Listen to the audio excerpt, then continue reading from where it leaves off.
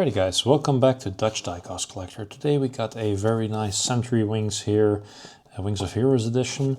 For those that didn't know, selling Asian back then was X Plus in Hong Kong and Century Corporation was in Tokyo. It's an older release, but nevertheless a very cool one. This one from being Operation Desert Storm.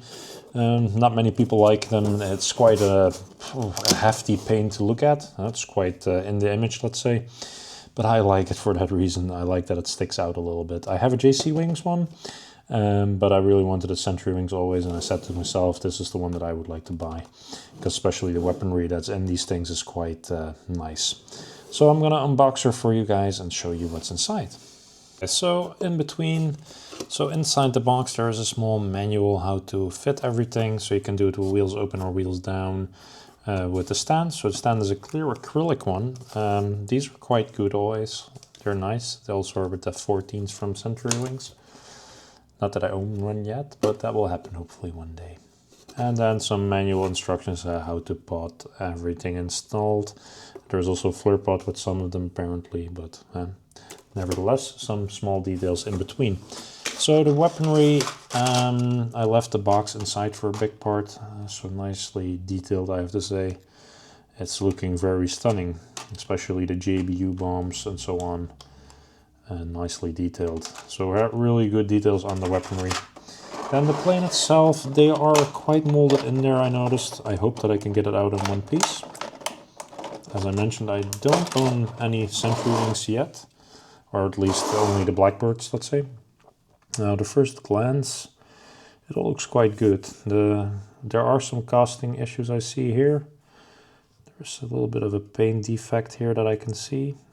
I hope it's not zinc rot. No, this is not zinc rot. This is just a very poor looking little paint. No, it's not zinc rot, so that's nice. So a bit of a bubbly paint. If it was a new model, I would probably send it back to the factory for that, but it's still looking quite stunning. You really need to pay attention to it.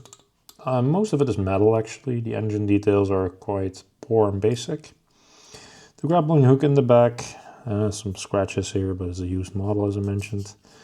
And there is a small scuff mark here on the bottom. But for the rest, she's looking quite tight. So I'm gonna deck her out for you guys. Gonna put all the parts on there, see how things look. The canopy will not really stay open. It's an interesting detail. But the details inside the canopy are just like Hobby Master, good, but nothing special to write home about. Let's put her together. There you go, a intruder on stand. Now, Corsair, sorry, not an intruder, Corsair. And yeah, as you might notice in my voice, I'm not very much impressed. There are some cool details on it for sure. The weaponry is nicely detailed. The paint is really cool. It's a stunning looking paint, but I didn't even really do this review with any joy anymore. Looking at how the paint was looking already and how things fitted, not really happy with it.